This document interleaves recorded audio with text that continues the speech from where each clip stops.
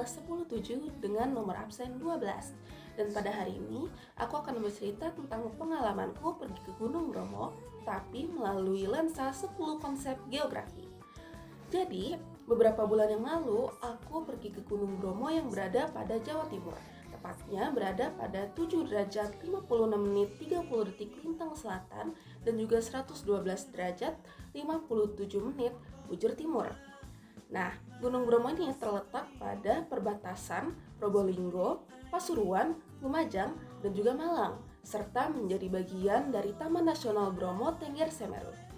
Nah, kalau kita bicara jarak, Bromo ini hanya sekitar 85 km kalau dari Malang dan 120 km kalau dari Surabaya, dan memakan waktu tempuh sekitar 1,5 hingga 2 jam kalau dari Malang dan 4 hingga 5 jam kalau dari Surabaya. Kalau dari sisi keterjangkauan, Bromo termasuk destinasi wisata yang cukup ramah untuk semua kalangan. Harganya murah untuk wisatawan lokal, dengan kisaran harga mulai dari 50.000 hingga 90.000. Selain itu, wisatawan bisa menggunakan kendaraan pribadi ataupun jeep khusus yang disediakan untuk melintasi pasir. Nah, walaupun begitu, ada yang bisa menganggap bahwa jalur Bromo itu menantang.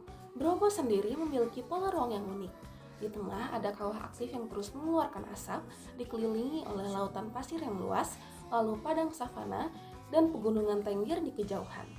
Jika kita melihat morfologinya, Bromo adalah gunung api muda dengan ketinggian 2.329 meter di atas permukaan laut, dengan kaldera luas, padang pasir yang gersang, serta tebing yang curam. Tak hanya alamnya, Bromo juga menjadi pusat aglomerasi, khususnya dalam bidang pariwisata. Di sekitarnya terkumpul aktivitas wisata, mulai dari hotel, homestay, penyewaan jeep, hingga pasar kecil. Itulah mengapa Bromo memiliki nilai kegunaan yang sangat tinggi. Keindahan alamnya, terutama pemandangan matahari terbit yang legendaris, dan juga lautan pasirnya yang luas menarik ribuan wisatawan setiap tahun. Ini menciptakan banyak peluang usaha dan jenis pekerjaan, mulai dari transportasi, penginapan, hingga perdagangan, yang berdampak positif pada perekonomian masyarakat sekitar. Namun, Bromo tidak berdiri sendiri. Ada interaksi dan interdependensi antara gunung dan masyarakatnya. Masyarakat bergantung pada Bromo baik dari sektor pertanian maupun pariwisata. Namun, Bromo pun tetap terjaga kelestariannya karena adanya kearifan lokal, seperti upacara Yatnya Kasada, masyarakat Tengger yang mengajarkan rasa hormat kepada alam. Nah, teman-teman, jalur menuju Bromo mengaitkannya dengan destinasi wisata lain seperti Gunung Semeru, Ranukumbolo, hingga Malang Raya.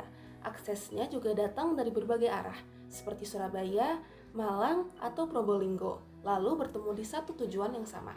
Jaringan ini menjadi bukti nyata adanya hubungan ruang yang saling terkoneksi. Dan yang terakhir, jika kita melihat ke dalam, ada diferensi ruang yang jelas.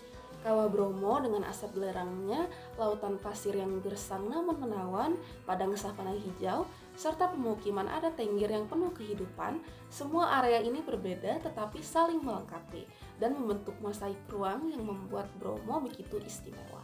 Semuanya kira-kira itu aja yang bisa aku sampaikan pada video kali ini. Semoga informasi yang disampaikan bisa bermanfaat untuk kita semua.